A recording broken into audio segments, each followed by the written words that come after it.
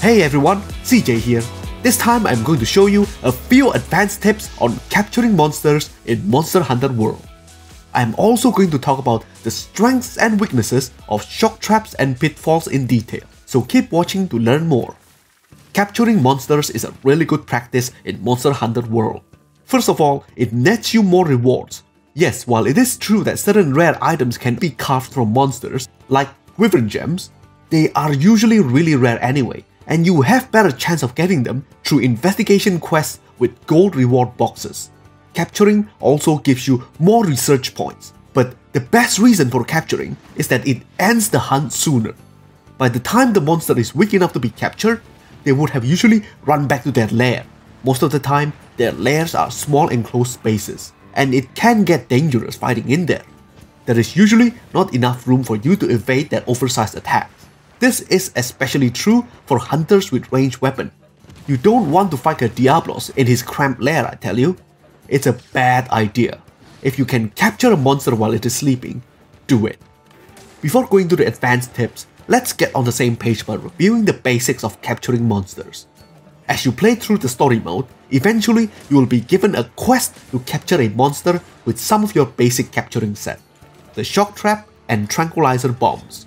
They teach you to capture a monster by weakening it until you can see that it visibly limps, and then you trap it and you throw tranquilizer bombs at it until it is subdued. Usually 2 bombs is enough. I have never had an occasion where it requires more. However, you can actually do it the other way around. Tip number 1. Tranquilize it first. This is a good idea because the tranq bomb actually does not wake the monster up. And when you set up the trap, instant capture. This way, you don't have to frantically shuffle through your item slider trying to find your tranquilizer before the effect of the shock ends. It is especially infuriating if there are small monsters around harassing you while you are trying to use the tranquilizer bomb. The tranquilizer's effect lasts for quite a while, up to way over a minute.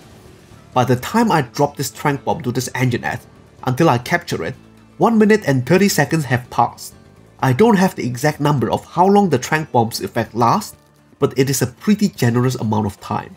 I usually tranq bomb them as they are running back to their lair.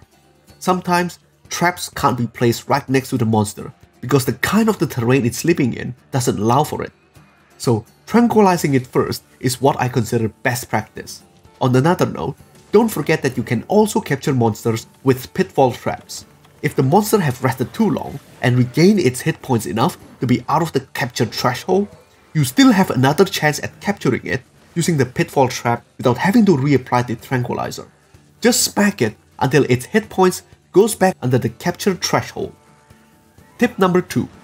Know how the shock traps and pitfall traps work. Let's start with the similarities. Despite the size of the trap's image on screen, shock traps and pitfall traps actually have identical, if not near identical contact size from the center of the trap. You can use either of them to capture large monsters, and you can only bring one of each in your pouch. But if you bring the materials to craft the traps, you can save time from returning to your camp by crafting them there and then. You need a trap tool, which you can buy from the provision shop, and a thunderbug to craft shock traps. For pitfall traps, you need a trap tool and a net. But to get a net, you need to craft it using IVs. And unlike spiderweb, they can't be grown at the botanical. So you have to go around the map and pick them up yourself. There are plenty of them in the ancient forest, but it is still a hassle having to do that. Because pitfall traps are more difficult to make, you'd think they would be better, right? Not necessarily. Here comes the juicy bit. I will show you the differences. From pressing the button to the shock trap being activated, it only took 1 second and 36 frames to happen. This video is recorded at 60 frames per second, so it means that it only took 1.5 seconds to activate. Pitfall trap, on the other hand, took 4 seconds and 13 frames to activate, so it is much slower than shock traps. However, as you can see, shock traps just paralyzes the monster in its place. The pitfall trap sucks in the lower half of the monster, exposing the head at a convenient spot for you to hit.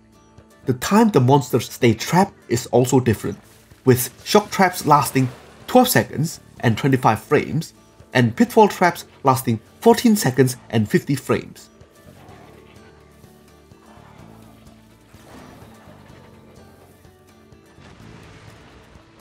so almost 15 seconds. That's 2.5 seconds longer than the shock trap.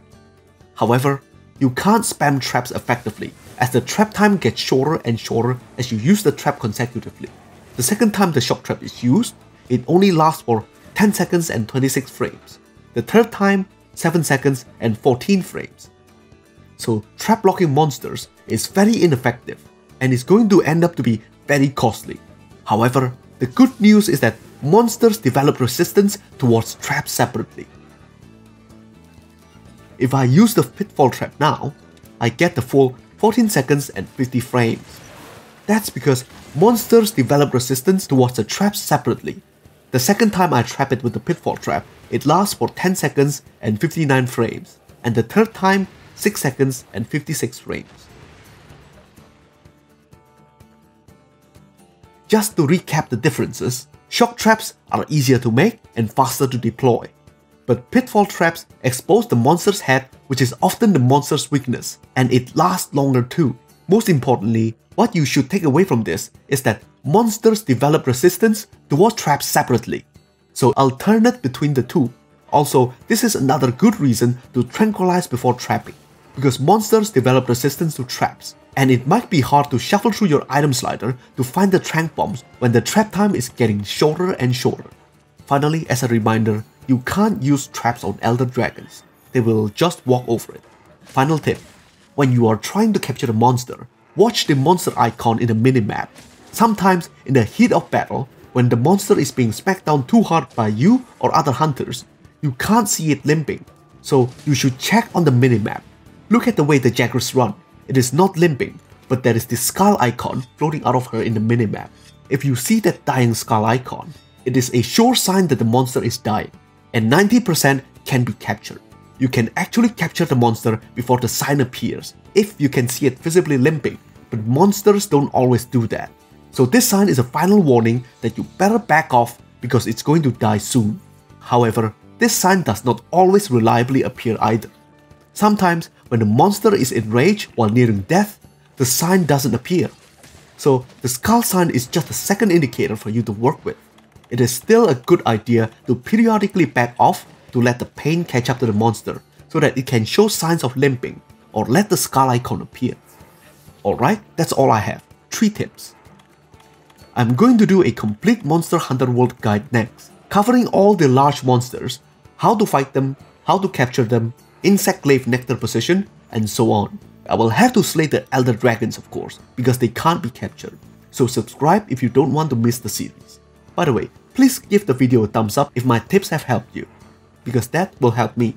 Here is hoping that you will be the very best like no one ever was at catching them all. CJ, over and out.